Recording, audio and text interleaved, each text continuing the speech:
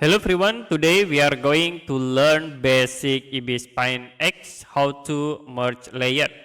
So as example, we have these three layers. Okay, I will move this layer 1 and you can move against the layer 2. Now if you want to merge layer 1 and then layer 2, we need to make a group with a folder. You can click plus icon and then choose add folder. Okay, I will move this layer 1 into folder and also the layer 2.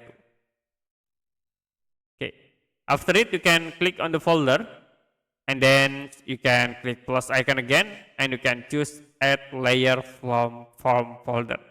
So to be create new layer, merge between layer 1 and layer 2. Okay, you can select the new layer, this merge layer, and you can use transform tools to move the object.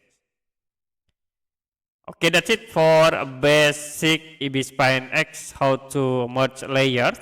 If you have any question about tutorial, you can comment below this video.